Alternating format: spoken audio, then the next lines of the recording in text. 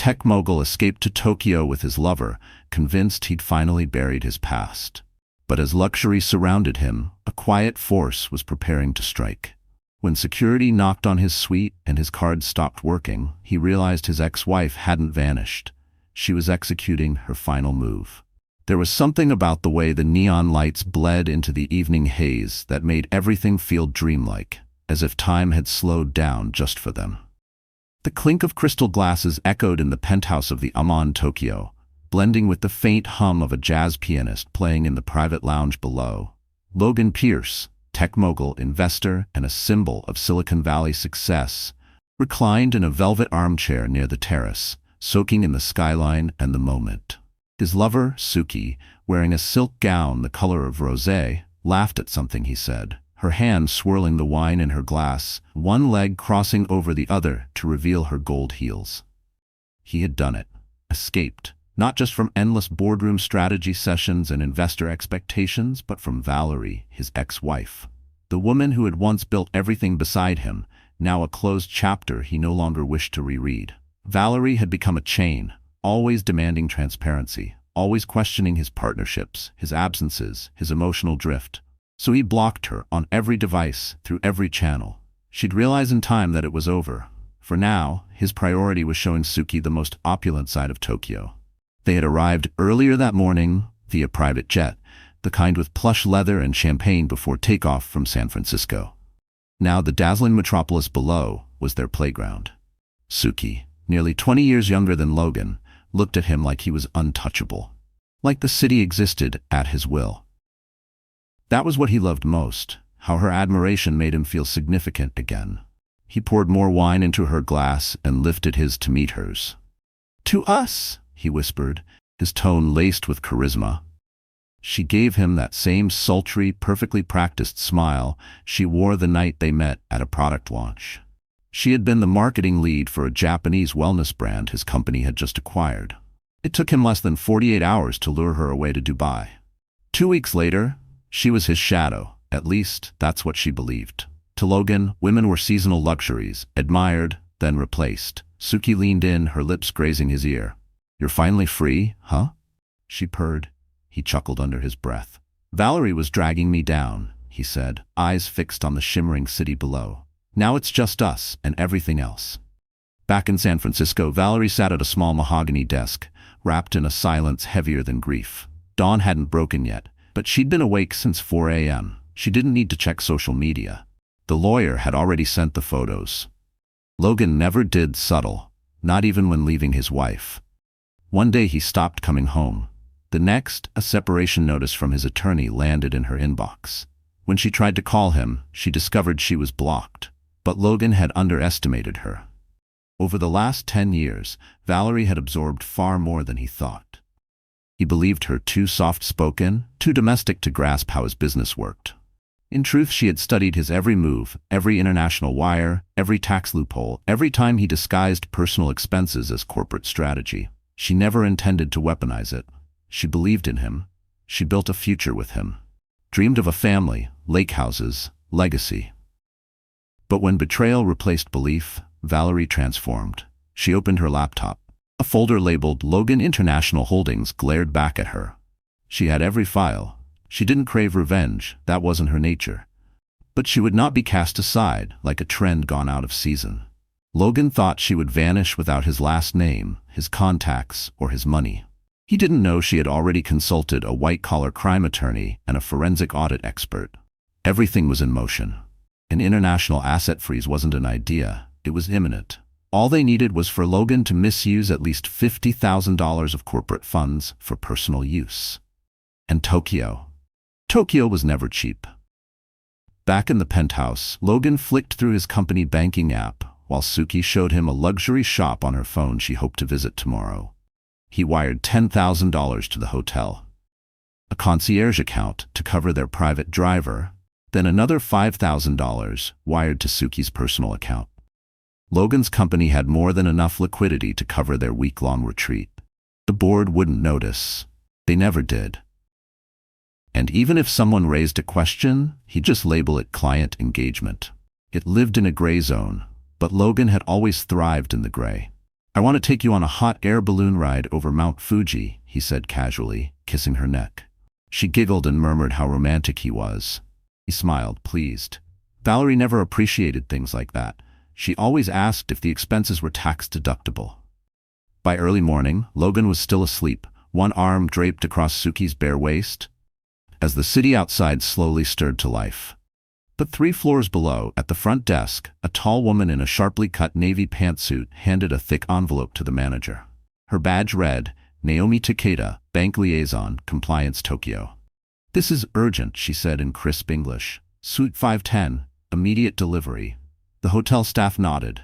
They were used to high-profile guests receiving confidential packages. What they weren't used to was the red seal on the envelope, a judicial crest. Upstairs, Suki stirred first. She reached for her phone, aimlessly scrolling. A notification popped up on Logan's phone beside her, and curiosity got the better of her. It was an email. Subject line, unauthorized use of corporate funds, response required. Her heart skipped. Another email followed, this one in Japanese, but she could read the important parts. Dongemini, zizumu hua. Her chest tightened. Frozen assets. She slipped out of bed and tiptoed to the bathroom, his inbox wide open as more emails rolled in. 10 minutes later, a knock echoed through the suite. Logan stirred, groaning. Suki rushed out of the bathroom, wide-eyed. There's someone at the door, she said. Logan pulled on his robe, mumbling about early deliveries. He opened the door to 2 hotel security officers and a concierge holding the sealed envelope.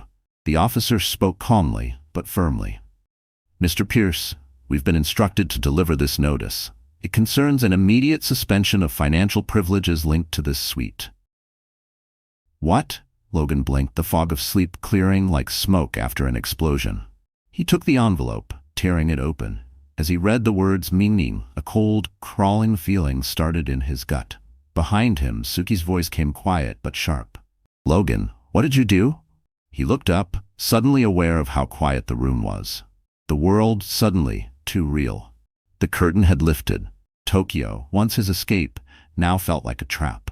And Valerie, the woman he thought he left behind, had just made her opening move. And it was only the beginning. If you were in her shoes, watching your ex vanish to Tokyo with someone else, what would you have done? Confront him, or stay quiet and strike smarter? Let me know in the comments. And if this story's got you hooked, hit like, subscribe, and remember, your support keeps stories like this going. The next morning, Tokyo looked like something out of a painting. Sunlight spilled through the towering windows of their penthouse, casting warm gold over crisp linens and polished stone floors. Down below, life moved with the effortless precision only Tokyo mastered. Motorbikes buzzing past shrines, couples strolling through cherry-blossomed parks. Inside the suite, though, the atmosphere was shifting. Logan stood shirtless at the window, coffee in one hand, his other drumming faintly on the glass, like he could will the chaos away. The envelope from last night still sat on the desk, its red seal broken like a flare. He hadn't told Suki much, just that it was likely a system error. A glitch. He'd have it cleared by noon, he claimed. She had looked unsure, but nodded, choosing to believe him. That was the advantage of being with someone who wanted the illusion to be real. He gave her just enough to keep her calm, but not enough to truly understand. He spent the morning on calls, pacing in soft linen pants, voice low and clipped. His corporate bank officer hadn't replied, and the overseas account now required biometric access he didn't remember authorizing. Every route back to control was blocked. Still, Logan didn't panic. He'd weathered scandals before. This was just another speed bump. Meanwhile, Suki lounged in a plush chair near the suite's fireplace, wrapped in a silk robe, idly browsing high-end boutiques on her phone. She didn't ask too many questions. Not at first. She knew better than to challenge Logan. It always turned cold quickly when she did. So she played the part. Sweet, agreeable. But inwardly, her suspicion was sharpening. Something didn't feel right. Last night, Logan had looked genuinely shaken. Not performative. And now, despite his posturing, there was tension in his jaw. A tightness in his shoulders that didn't match the easy swagger he liked to wear. Should we still go to Ginza this afternoon? She asked. Watching him closely, Logan turned, forced a smile, and nodded. Of course, he said. And dinner at Fukuda tonight. Nothing's changed. But something had changed. Suki could feel it. She saw it when he tried to pay for breakfast and the card was declined.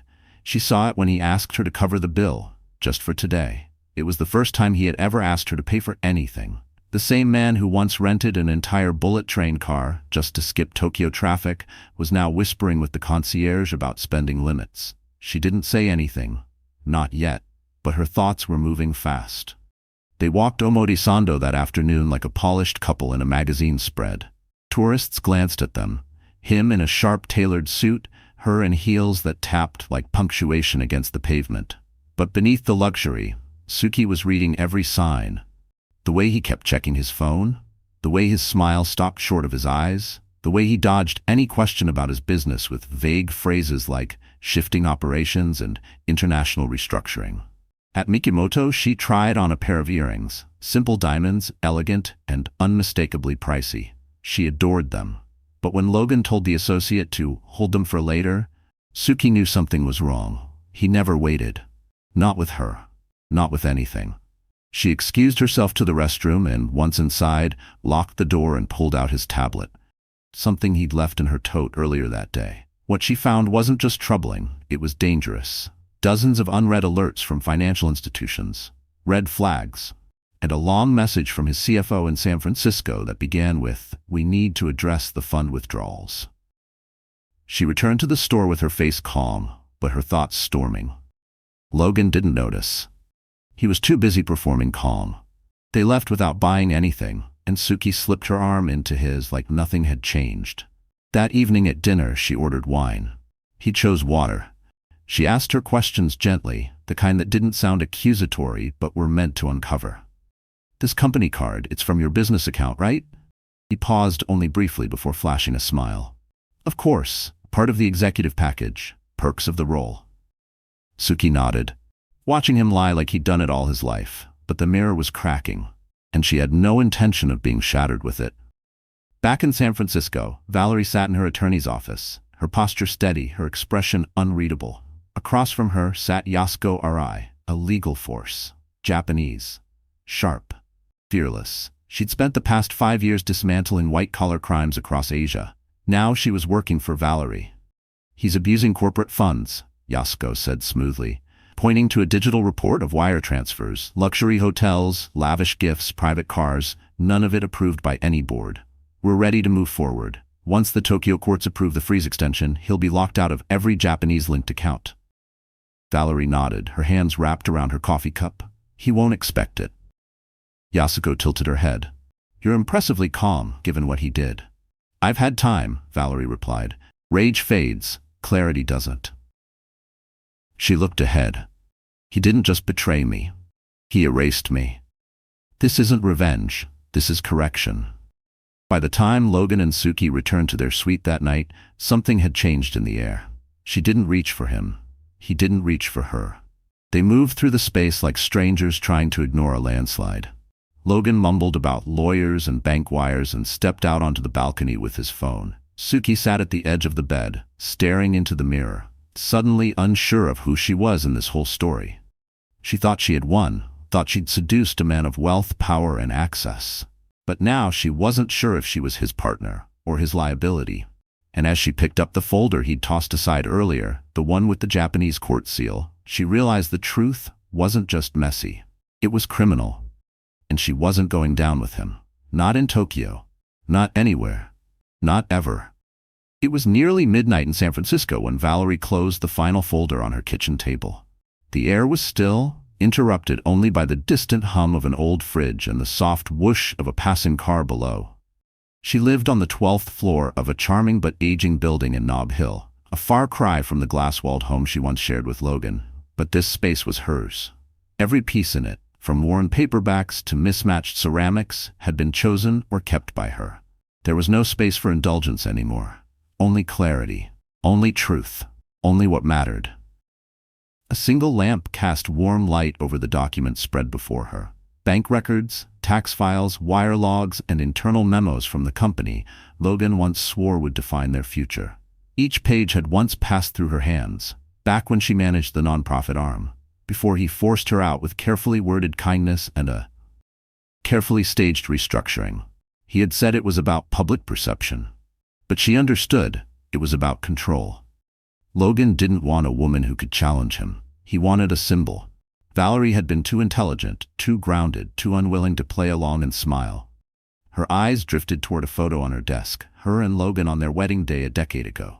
Frozen in time, he looked younger back then. So did she, less guarded, more naive. She didn't hate him. She had tried to, many times, but hate flared fast and left only smoke. What she felt now was colder, clearer. Not revenge, not resentment. It was justice. It was correction. It was finally speaking a language Logan couldn't ignore. Consequence. Her phone buzzed gently on the table. A message from Yasuko. "We're ready. Court submission is tomorrow. You'll be copied." Valerie stared at it for a moment, then locked the screen. She stood, stretched her arms overhead, and stepped to the window. The city glowed below, buzzing and bright. Somewhere across the Pacific, Logan was likely asleep on a mattress worth more than her car. He thought he was invincible, untouchable. Alone at the top, he thought her silence meant she was broken. He didn't realize she'd been preparing. Weeks ago, Valerie walked into Yasuko's office in a navy pantsuit, her hair in a sleek bun, her face unreadable. It had taken her months to make that appointment, not from hesitation, but from the need to be ready.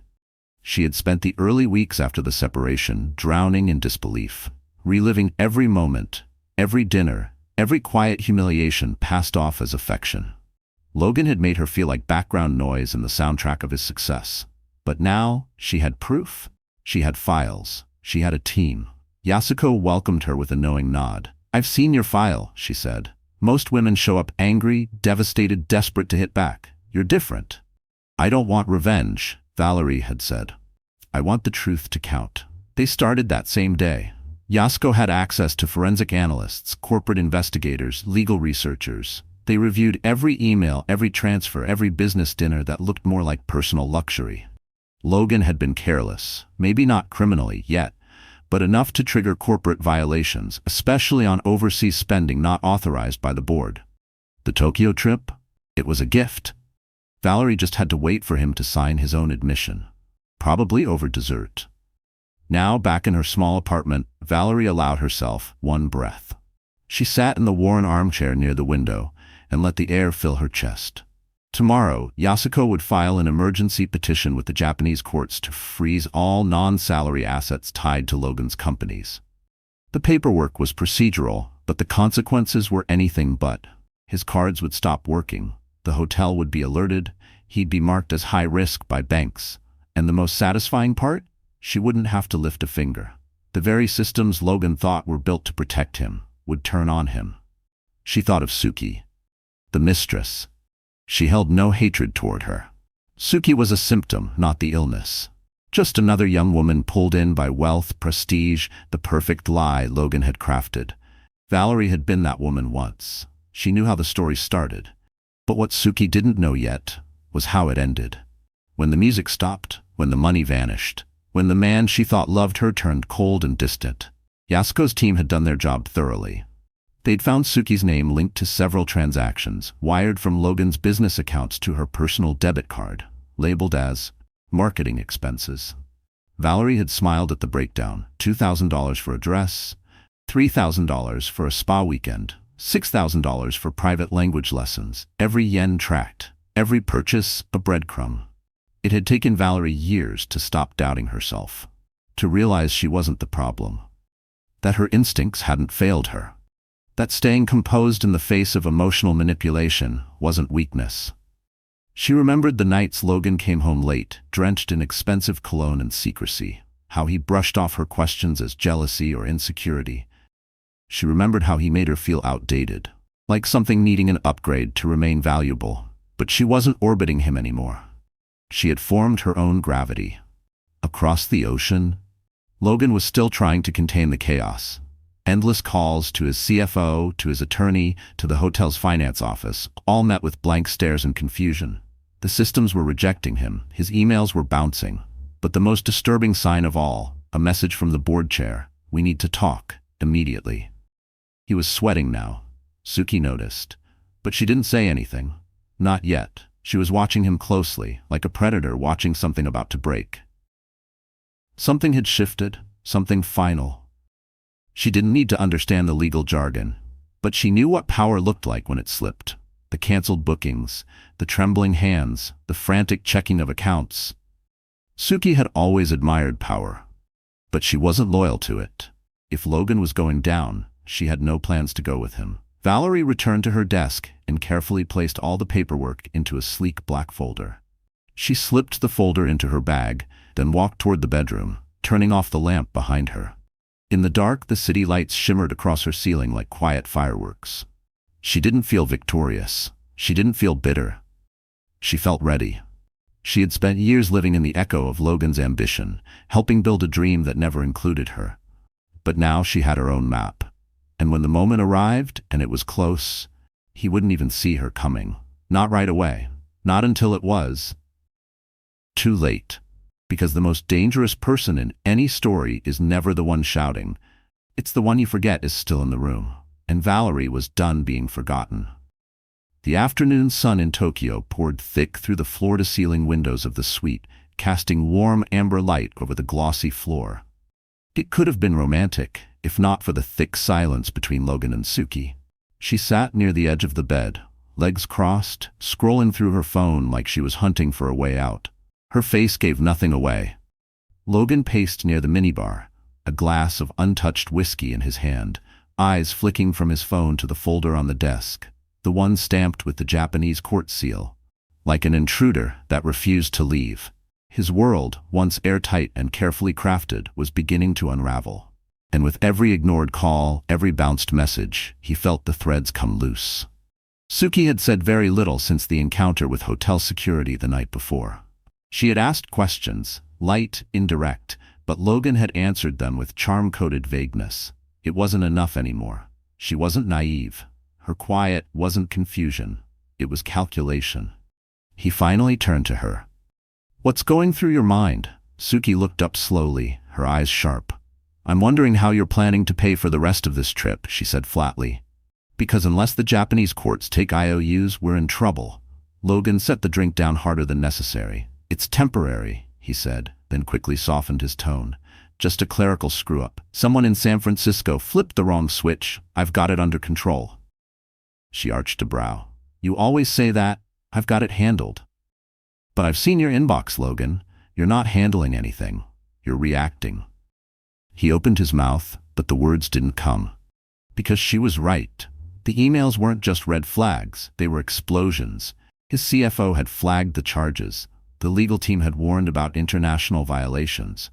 The terminology now circling him made his stomach twist. Misappropriation, breach of fiduciary duty, intent to defraud. He tried to pivot.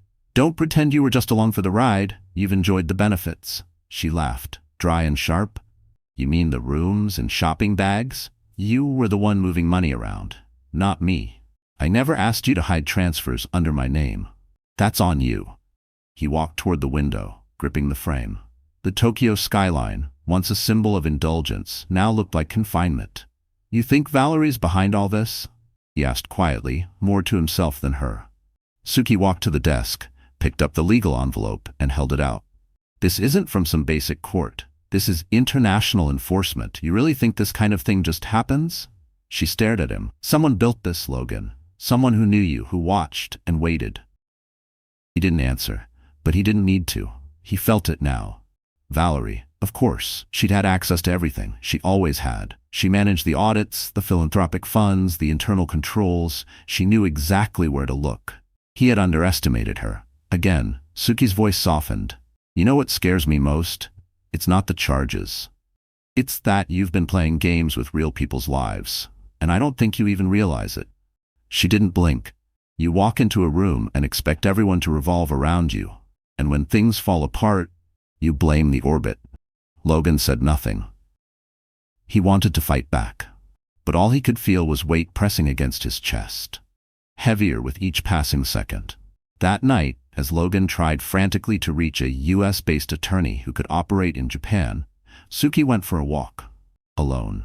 She wandered through the alleys of Aoyama, her heels ticking softly across stone pathways. From open izakayas came laughter and the sound of clinking cups. She thought about how she'd gotten here, what she'd traded to be beside a man like Logan, the prestige, the money, the illusion of stability. But that illusion had shattered, and what was left beneath it chilled her. He was falling apart, and it wasn't just the finances. It was him. There was a desperation behind his eyes now, the kind that sets in when someone used to being in charge realizes they never really were. Back in San Francisco, Valerie sat with Yasuko one final time before the motion was filed. They sat in a small office overlooking the Bay Bridge, the skyline dimming as twilight moved over the city. Yasuko slid a folder across the desk. "This triggers the freeze across all Asia-linked accounts within 48 hours, she said. His partners will also be notified immediately. Once it's in, everything changes." Valerie nodded, her voice even. "Do it." Yasuko hesitated. "He's going to retaliate." Valerie met her eyes. "Let him." There was a time when that thought would have left her shaking, when she would have stared at the ceiling at night, second-guessing herself. Not anymore. Now the only question left in her mind was, why did it take her so long? Logan had built a kingdom on silence. Logan had built everything on charm and smoke, and Valerie had once thought staying quiet was noble, that preserving peace was strength. Now she understood. Silence only protects the ones already winning. When she left the office that evening, Valerie didn't go straight home. She walked instead, the cool spring breeze brushing against her skin, her steps measured and sure. Her phone buzzed once. A message from Yasuko. "It's done. The order has been served." Valerie paused and looked up at the skyline, her heart thudding in calm, measured beats. She didn't know what Logan was doing in that exact moment, but she could guess. The confusion, the denial, the first pangs of fear. He'd be calling his banks, barking at assistants, demanding explanations, but the answers were already printed, on court papers, financial reports, transaction logs. Answers that didn't apologize, that didn't blink. Across the Pacific, Logan was doing exactly that, arguing with a hotel manager in Tokyo, his voice climbing with every sentence. Suki stood a few feet away, arms crossed, watching the scene unravel with something between disbelief and revelation.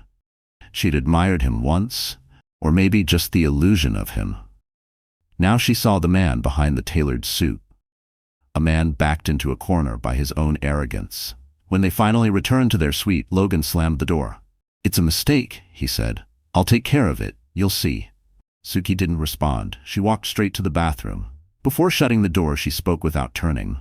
"You didn't just lose your money, Logan. You lost your credibility. And you're losing me." The door clicked shut.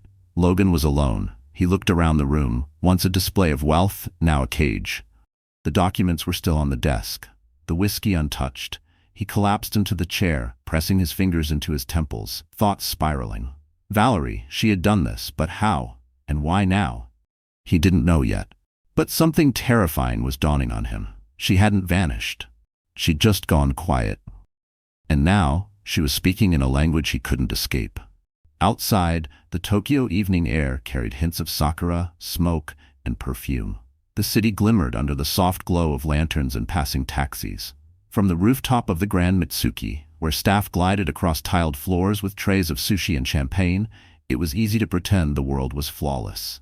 It was exactly the kind of image Logan had imagined when he planned this escape. His suit crisp, his watch gleaming, his practiced smile intact. But inside, pressure was mounting, tight and volatile. The cracks weren't buried anymore. They were in full view. Suki sat across the table in a black silk dress, her hair smooth, her face unreadable. But she wasn't relaxed. Not tonight. Her gaze tracked Logan's every move, searching. She hadn't said much since their last confrontation, only short replies, carefully chosen silence. She was performing, and Logan knew it. So was he. This dinner wasn't a celebration, it was a performance. A last-ditch effort to control the narrative, to convince her and himself that things were still intact. He had reserved a private balcony with live jazz and a vintage wine that cost more than most rent. But when the sommelier asked for a card to confirm the reservation, the illusion snapped. Logan froze. He knew what would happen. Still, he handed over a backup card, an older business line he hadn't used in months. The sommelier returned shortly, polite and apologetic. "I'm sorry, sir, this card was declined. Would you like to try another?" Suki didn't speak, but the silence was deafening. Logan tried again, his personal card. Declined. The waiter's eyes flickered with sympathy before masking it with professionalism. Perhaps Madam would prefer to provide hers? Suki looked at Logan. No gloating, no smirk, just stillness. She reached into her clutch and passed her card across the table. Of course, she said evenly. Let's not delay the chef. The sommelier vanished. Logan leaned in, his voice tight. I'll take care of this. It's just a time zone glitch. Right, Suki replied, because time zones make cards bounce. He said nothing. He had lied. Again. And now the truth was unraveling beneath crystal chandeliers and curious glances from other diners. Suki wasn't naive. She had given him the benefit of the doubt for days. That window had just closed. The meal dragged on. Course after course, flavorless under the weight of silence. Logan barely touched the food. Suki barely sipped her wine. Every silver surface reflected their unraveling back at them. He noticed her staring once, long and focused, like she was trying to read the man he truly was. When their eyes met, she looked away first. But not before he saw it. She was already halfway gone. Later in the elevator, Logan tried to joke. You know, one day this'll be a hell of a story. The week in Tokyo when everything exploded. We'll laugh. Suki didn't turn. You think this is about inconvenience? Her voice was ice. You committed fraud, Logan. You've been lying to me, lying to your board, and dragging me into it like I'm just another asset. He took a step toward her, defensive. That's not what happened. It's more complicated than. But it's not, she cut in. You used company money for personal indulgences. You moved funds through shell accounts and paid for our Tokyo trip with corporate cards. And you left your ex-wife to clean up the mess while you played house with me. The elevator doors opened. Suki stepped out without waiting, her heels ticking sharply against the tile like a ticking clock. Back in the suite, she tossed her purse onto the bed and began packing. Logan followed her, his voice rising with anxiety. Wait, where are you going? I don't know yet, she said, not looking up. Anywhere not funded with laundered corporate money. He reached for her wrist. Suki, come on. Don't do this. We can talk. Just give me some time. She pulled back. Time's up, Logan. You thought you were always the smartest one in the room. But Valerie was always smarter. She let you dig your own grave. And you did. He stood in stunned silence. Suki walked to the desk, picked up the legal documents, and handed them to him. She didn't come after you with emotion. She came with documentation. That's the difference between a woman scorned and a woman prepared. He slumped into the chair, the papers trembling in his hands. They felt heavier now. With every lie, every shortcut, the fraud charges were clearly stated, detailed, damning. The document listed frozen assets, investigations underway, pending board action. At the bottom, Valerie's name, cold, composed. Suki zipped her suitcase. You used me, but I'm not going down with you. He rose suddenly. Suki, I love you. She let out a sharp single laugh. You don't love anyone, Logan. You just collect people, until they stop being useful. She wheeled her suitcase toward the door. Her hand paused on the handle. Then she turned back. You should know something. Valerie didn't just file the court order. She filed it through the same office you used to boast about back when you were mentoring her in finance. Her eyes met his. She played the long game, and she won. Then she left. The door clicked shut, leaving a silence that echoed. Logan stood alone. The Tokyo skyline stretched endlessly beyond the glass. His reflection stared back, empty eyes. Designer suit, a man who built his empire on persuasion and shortcuts, now left with nothing but the echo of his downfall. Far away in San Francisco, Valerie sat quietly with a glass of wine, her phone face down, her expression unreadable. The documents had landed. The message was clear, and as she gazed out at the skyline they once shared, only one thought crossed her mind. He never saw her coming, and that had always been the plan. It was past midnight when the second knock came. Not urgent, not impatient, but precise, measured, with authority. Logan sat at the edge of the bed, slouched, still in the dress shirt from earlier, now wrinkled, the sleeves rolled up, the top buttons undone, not in control anymore, just undone. Since Suki left, he hadn't turned on the TV, hadn't touched the whiskey. He just sat. The court documents lay open on the nightstand, his CFO's message still glowing on his phone. Emergency board meeting, tomorrow via video. Have legal representation present. The knock came again. He didn't move at first, like standing still might stop what was coming, but he knew better. He rose slowly, smoothing his hair like image still mattered. When he opened the door, 3 figures stood outside. one in a crisp hotel uniform, another in a tailored suit, sharp, silent, and behind them a Japanese official, posture alert, expression calm. "Mr. Logan Pierce?" The man in the suit asked, near perfect English. He held up a badge. "I'm here to deliver an extension of the asset freeze previously issued. This is per authorization from the Tokyo High Court." Logan blinked. "What? That's already been addressed. I got the notice yesterday." The man nodded once. "That was preliminary. This is enforcement. Effective immediately, you are restricted from accessing any accounts tied to the listed entities, including corporate, shared, or secondary accounts. Your current accommodations have been notified. If alternate payment isn't arranged within the hour, you'll be required to vacate." "I don't understand," Logan stammered. "I'm an American. This shouldn't be." "Correct," the man said, voice steady. "But your transactions? Cross borders. Your corporate funds were used within Asia-Pacific jurisdiction. That makes this our concern." The hotel manager stepped forward. "Mr. Pierce, may I speak with you privately?" Logan looked between them, then stepped into the hallway, pulling the door closed behind him, just enough to maintain the illusion of control. The manager lowered his voice. "We deeply regret the situation, sir. But due to the asset freeze and multiple declined transactions today, the hotel cannot continue offering credit. We've already covered an extra night as a courtesy. Without immediate payment, we are required to ask you to make alternate arrangements." Logan swallowed. "I have a card in my bag. A personal account, US-based. It should still be active." The manager nodded politely. "If so, we can try to process it now." Logan moved quickly, almost too quickly, back into the suite. He tore through his leather bag, ignoring cords and documents until he found the sleek black Amex. Not the corporate one. His private card. This one was supposed to be untouched. He handed it over and folded his arms tightly. 30 seconds passed. Then a full minute. The manager's payment device gave a soft beep. "Declined," he said gently. "Would you like to try another?" A heat wave rushed through Logan's chest. He fumbled for his phone and opened the banking app. The account showed. Balance, $0. A red bar flashed at the top. Access restricted. Pending compliance review. His stomach turned. The manager cleared his throat. "Sir, you have 1 hour to resolve this." The officer stepped closer. "Please understand, this is not punitive. You are not under arrest. However, any attempt to bypass or redirect frozen assets will be flagged as a violation."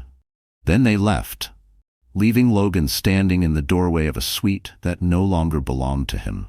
He stepped back inside and gently shut the door, like doing so would delay the collapse. At the desk, he dropped into the chair. He didn't even realize his hands were trembling until he struggled to type out an email to his lawyer. His mind was buzzing, half legal jargon, half regret. Memories of Valerie beside him in boardrooms came rushing back. Back when she understood the numbers better than anyone. He'd sidelined her, told her she didn't belong in his world. She was the one dismantling it now. In a daze, he opened a drawer, maybe looking for a pen, or maybe just for order.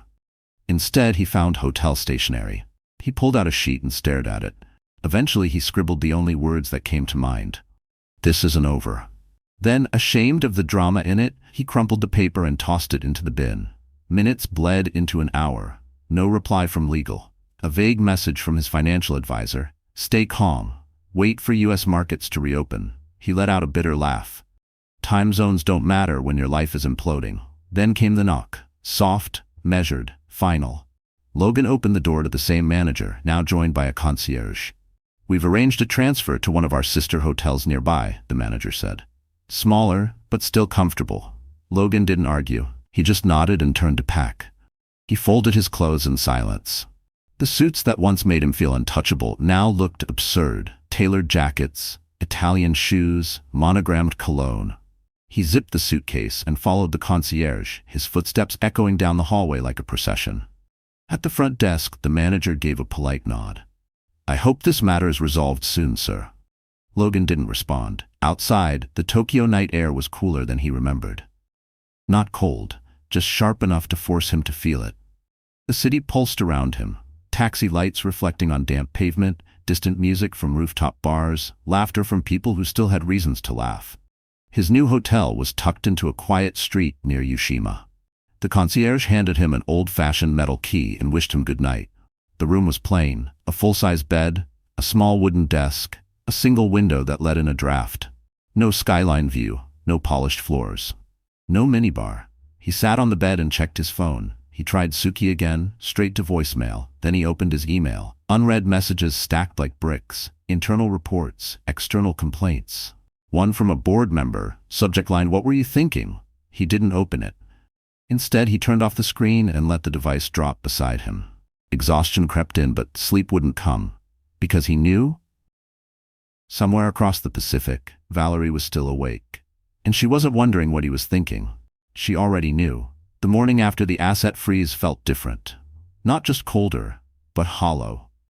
The hum of Tokyo outside his window had lost its rhythm, stripped of the fantasy he'd wrapped himself in only days ago. He stared at the ceiling, cracked paint stretching like veins, and listened to a horn echo somewhere below. The city didn't care that he was unraveling. It never did. And neither, he realized, did anyone else. Suki hadn't returned a single message. His lawyer had replied at dawn with one word: reviewed. Nothing else. No apology, no strategy, no miracle. Logan dragged himself out of bed, sheets tangled around his legs like restraints, and shuffled toward the bathroom. His reflection startled him. Hair a mess, skin pale, eyes bloodshot and sunken from sleeplessness. He looked nothing like the man who stepped off a private jet days ago, smug and sure of everything. He splashed cold water on his face and tried to smooth himself out, but the mirror didn't lie. By late morning he dressed in jeans and a wrinkled button-up, the best he could salvage from a now deflated suitcase. The luxury had evaporated. Gone were the Italian suits and cufflinks. What he wore now didn't make him feel human, just exposed. He tried calling Suki again, probably for the 10th time. Voicemail, no message this time. He stepped into the street, the Tokyo air damp and cool, and walked toward the cafe where they'd first had brunch when they arrived. He didn't know if she'd be there. Didn't know if there was anything left to say. But he had to try. Maybe it wasn't about fixing it anymore.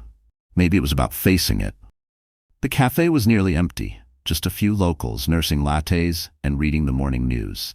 And there she was. Suki sat at the window, coffee in hand, gaze distant and detached. She didn't look surprised to see him. If anything, she looked ready, as if she'd rehearsed this moment. Logan approached slowly. "Can I sit?" She didn't answer immediately. Then, without looking at him, she motioned to the chair across from her. He sat, cleared his throat. "I know this looks bad," he began quietly, "but I can fix it." She took a sip, still not meeting his eyes. "You can't fix what you won't admit, Logan." "I admit I made mistakes," he said. "But this isn't just on me, Valerie. She did this. She turned the courts against me. She planned it." Suki finally looked up, her expression more tired than angry. "You're still making this about her." "It is about her. She's the one pulling the strings." "She's holding you accountable," Suki replied. "There's a difference." He leaned in, voice sharpening. "You think I'm the only one who's ever blurred the lines for convenience? The board's done worse." "This isn't about them," she said. "It's about you. You didn't blur lines, Logan. You erased them. You created a world where everyone played a part, except you. Valerie supported you. You cast her aside. I stood by you here, and you used me too. You didn't love either of us. You loved the way we made you feel." He leaned back, stunned. There was no anger in her voice. No drama, just truth. And that, more than anything, was what he couldn't stand. "You think I'm a monster," he murmured. "You're not a monster," Suki said. "You're hollow. You don't see it, but Valerie did. That's why she brought all of this down. You underestimated her. You always did." Logan didn't speak. Her words hung in the air like smoke. He stared at the untouched coffee in front of him, slowly going cold. "I didn't mean for this to happen," he said finally. "But it did," she replied. "And pretending it didn't won't fix it." They sat in silence as the city moved around them. Scooters buzzing, voices echoing, a dog barking somewhere down the block. Logan searched for something, anything to say. But there was nothing left. No defense, no charm, no mask. Suki stood. "I'm leaving tomorrow. My flight's at noon." He looked up, startled. "Where are you going?" "Home," she said. "Someplace not tangled in your collapse." "Stay," he blurted. "I need." "You don't need me," she said. "You need an audience. Someone to stand beside you so you don't look like you've fallen." She held his gaze. "I won't be that person anymore." Then she walked away. heels striking the tile floor until the door closed softly behind her. Leaving Logan alone with the weight of goodbye, he didn't move for a long time. A waitress came by, cleared the empty cup, asked if he wanted anything. He shook his head. Later, he made his way back to the hotel. His steps slower now, not from fatigue, but from realization. He wasn't just losing status, he was being revealed. And what lay beneath scared even him. That afternoon, another email came from the board. The emergency meeting was scheduled for the next morning. They would vote on whether to suspend him pending investigation. The language was sterile, unemotional, but the meaning was crystal clear. His empire was slipping. He sat in the modest room for hours, staring at nothing, the silence folding in around him. And somewhere in San Francisco, Valerie received an alert. The court documents had been acknowledged. The freeze was officially extended. Her attorney messaged simply, "He's received everything." Valerie didn't pour a drink, didn't share the news. She just looked out over the city skyline, thoughts quiet, certain. She hadn't just caught him, she had built a mirror. And now Logan was finally seeing himself in it. Logan woke to the shrill buzz of his phone vibrating against the nightstand. For a brief second, before reality settled in, he thought it might be Valerie. Somewhere, buried beneath pride and rationalization, there still lived the boyish illusion that the woman he had left behind might still care enough to reach out. But it wasn't her. It was a calendar reminder. A system-generated notification, board meeting in 30 minutes, video conference, mandatory, no exceptions. He dragged himself out of bed, jaw tight, shoulders heavy, eyes raw from a sleepless night. The room was small, the air stale. A single window filtered in gray light, part dawn, part gloom. Outside, Tokyo had shifted. Tourists followed signs. Locals tucked into daily rhythm, wrapped in routine and rhythm. He envied them. Their lives were their own. His, once curated to the finest detail, now lay in ruins. He dressed in what was left. A navy blazer, wrinkled and soft from use, a white shirt, still scented faintly with the cologne of better days. He shaved in the mirror, cutting himself beneath the jaw. It stung, but he welcomed the sting. The hotel Wi-Fi struggled to connect. The video call flickered, then loaded a grid of familiar faces. Board members, legal counsel, the CFO. No smiles, no warmth, only distance. Logan sat straighter, smoothed his voice, summoned what was left of his poise. "Good morning," he said. The chairman Harrington didn't bother to return the greeting. "We'll keep this direct," he began. "You've reviewed the filings. We've seen the transfers. We've consulted legal. The board has grounds to suspend you from all executive operations, effective immediately." Logan opened his mouth, but Harrington raised a hand. "This isn't open for discussion. The damage is measurable. The press is circling. Shareholders are demanding answers." "I can explain," Logan insisted. "This was a misstep. Expense allocations, accounting oversight. Nothing we can't fix." "It's not," said the CFO. "You used company funds for personal travel. Unauthorized disbursements, repeated violations." He paused. "Valerie may have presented the evidence, but the actions were yours." Her name, spoken aloud, hit Logan like a wave of heat. She wasn't in the room, but she didn't need to be. Her silence said everything. "I built this company," Logan said, his voice taut. "When we were months from collapse, I saved it. You all know that. And now you're endangering it," Harrington replied. "Until further notice, you're suspended." The call ended. No goodbye. Just silent squares fading into black. Logan stared at the reflection in his monitor. For a long time he didn't move. His legacy, the thing he once sacrificed everything for, was no longer his. Later, he called Valerie, not to apologize, not to defend. He wasn't sure what he would have said if she answered. But she didn't. He wasn't blocked. He checked, but she didn't pick up. Not after the first ring, not the second. She just didn't come to the phone. And that more than anything wrecked him, because rage at least meant you still mattered. Indifference meant you didn't. He called again that evening. And again the next morning. Still nothing. Each unanswered ring felt louder, each silence deeper. He was used to response, tears, yelling, confrontation. But this was precision. Valerie wasn't retaliating, she was erasing. And in her absence, every room felt louder, every breath heavier. He turned on the television just to drown the quiet. It didn't help. He left the hotel only once, walked past stores he used to parade in, past restaurants now out of reach, past couples laughing over bowls of ramen and wine. He found a bench by the Conda River and sat in silence, watching the water crawl. The city hadn't changed, but he had. Or maybe he hadn't. Maybe he was only just now seeing what had always been true. He was alone. He had confused noise with connection, status with strength, control with love. Back at the hotel, the concierge handed him a letter. No envelope, no stamps, just his name, and Valerie's handwriting. His fingers trembled as he opened it. The note was short, not cold, not cruel, composed, measured, unmistakably her. She hoped he'd find peace in his own silence. That one day, he'd understand what he lost, that she never wanted revenge, only clarity. And the truth, she wrote, had always been quiet, but he never listened. He folded the letter and slid it into his pocket. He didn't cry, he didn't rage, he just sat there, staring at the wall. The noise of the city outside, a world no longer his. The next morning when housekeeping knocked, the room was empty. No note, no suitcase, just a bed, neatly made, and a cup of tea gone cold. Logan wasn't gone, he was just elsewhere, inside himself, unraveled. In the space between who he had been and who he might have become, Logan searched for the version of himself he could live with. A version who had finally learned that silence, when earned, could echo louder than 1,000 apologies. The flight back to San Francisco was nothing like the one that had brought him to Tokyo. No private jet, no champagne, no leather interiors, no Suki resting against his shoulder. Instead, Logan sat by the window of a commercial flight in business class, surrounded by strangers who had no idea they were flying next to a man quietly unraveling. He wore sunglasses the entire flight, not for light, but to hide the swelling beneath his eyes and the weight of everything behind them. His blazer didn't match his slacks. His shoes were scuffed.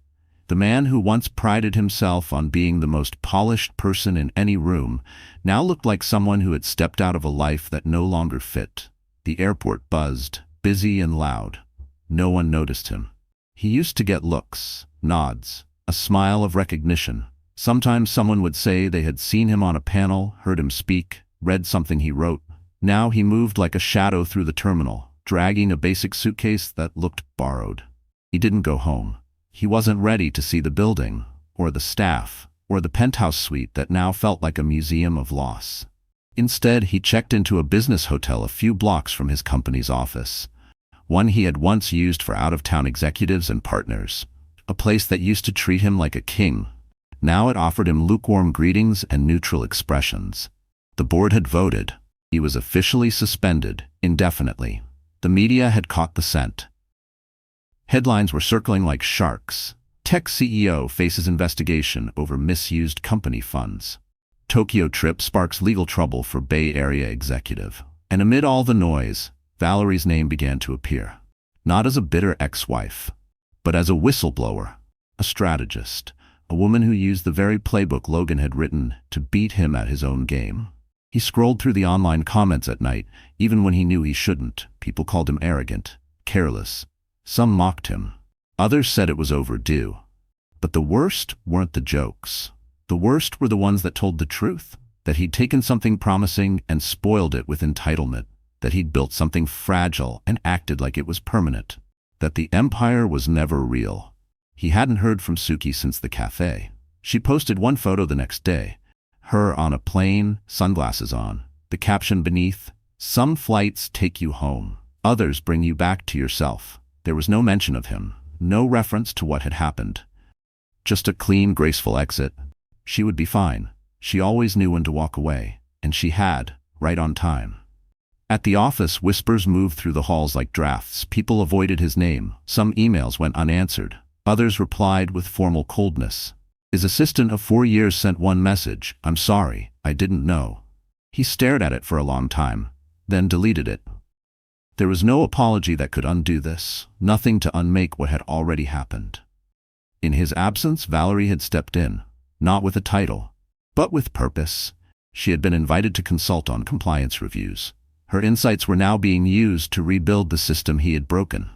The same Valerie he once dismissed as too careful for strategy, too emotional for risk, too ordinary for a world like his. And now she was the one fixing what he couldn't. He later learned her letter to the board wasn't accusatory.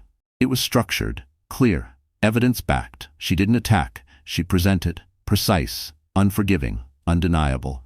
and that was more powerful than anything else she could have done. She didn't destroy him. She proved herself. He sat in the hotel bar one night, holding a drink he couldn't even taste, when someone approached. Michael Trent, a former colleague, nervous, always agreeable.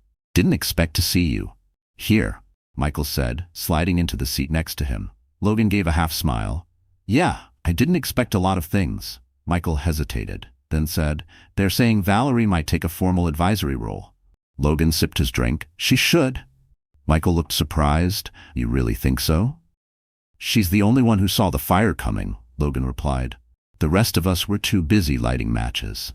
There was a pause. "You know," Michael said, "I never really knew her. Outside of company events, I mean. She always seemed quiet." Logan chuckled, no humor in it. "She was quiet because she was watching, listening. She was always 3 steps ahead, even when I acted like she wasn't even on the board." Michael nodded, then stood. "Well, if it means anything, I hope you land on your feet." Logan watched him walk away. He finished his drink and ordered another. But he didn't touch it. Instead, he sat thinking, not about what he had lost, but about what he had wasted. Time, trust, people who once believed in him. A few mornings later, he woke to find a folded piece of paper slid under his hotel door. No envelope, just one sheet. He opened it slowly, immediately recognizing the handwriting. This was never about destroying you. It was about stopping the version of you that forgot what it meant to be human. If you ever remember who that man used to be, maybe you'll understand why I walked away. Maybe you'll even thank me. But don't reach out. I don't want to hear an apology. I just want peace, away from your noise. He read it again and again, then folded it neatly and slid it into his coat pocket. Not as a token of shame, but as a reminder. That silence wasn't the absence of sound. Sometimes it was the loudest truth there was. The lobby of the hotel pulsed with subtle rhythm. Soft conversations, the roll of luggage wheels, elevator chimes. Morning light poured through tall glass panels, glowing against polished tile like a spotlight. No one seemed to notice, except for Logan. He stood near the concierge desk, slightly slouched in a suit that once symbolized authority. Now it felt like a borrowed identity. His shoulders sagged with something new. Not just loss, recognition. The clerk called his name quietly, then slid a plain white envelope across the counter. No branding, no stamp, just his name and handwriting he would know anywhere. He didn't move at first. Opening it felt like unlocking something he hadn't prepared for, but what hadn't already been laid bare. He took it to one of the armchairs by the window, sat down, opened it with care. She had been here. Valerie had stood in that very lobby, walked past strangers, handed her note to a uniformed man, and left. No confrontation, no drama, just presence, intentional, unmistakable. He unfolded the letter like something sacred. The paper was thick, clean, her favorite kind. Her handwriting hadn't changed, controlled, elegant. "Logan, by the time you read this, I hope you know this was never about breaking you. It was about stopping you from breaking yourself. I watched you become someone I didn't recognize, someone addicted to applause. Someone so loud with performance, truth had no room to exist." He read each line like it was spoken aloud. "You may think this was revenge. It wasn't. Revenge is messy. This was something else. Closure. For you. For me. For all the years I gave to a man who believed silence meant submission. I wasn't silent because I was weak. I was silent because I was paying attention. And when the time came, I acted." He looked around. No one was watching him. He was just another man with regrets in a city full of them. "You taught me to trust my instincts. I used to think love meant loyalty, no matter the cost. But I've learned something else. Real love can't exist without respect. And the moment you prioritized your ego over your integrity, you stopped respecting me." His hands trembled slightly as he held the paper. He remembered the night he had made that decision, the night he called Suki while Valerie was asleep. The thrill, the validation, the ease with which he justified it all. He told himself Valerie didn't understand him, that she had grown distant, that he deserved more. But now, sitting alone in a lobby that wasn't his, with nothing left to prove and no one left to perform for, the truth hit differently. "I didn't walk away because you failed. I walked away because you refused to see your failure. I gave you the benefit of the doubt, and you used it to build walls instead of bridges. You pushed away the one person who knew you beyond the job titles and the money. And you did it thinking there would always be someone else waiting. Maybe there will be. But they won't see you the way I did, and that will never be their fault. Logan rubbed his thumb over the ink, as if doing so might blunt the sharpness of her words. Around him, the city kept moving. Travelers wheeled bags across the floor. A couple posed for a photo beside the flower arrangement. A child shrieked as her father tried to bribe her with a sweet bun. It was all still happening. Life, relentless and indifferent. This letter is not an invitation. It is not an opening. It is not the start of something new. It's the end. Not because I hate you, I don't, but because I finally love myself enough to know that I deserve more than what you gave. And I believe, somewhere under all the noise, you do too. I hope one day you find your way back to the part of yourself that still believes in something. Not in power, not in reputation, but in truth, in connection. She had signed it simply.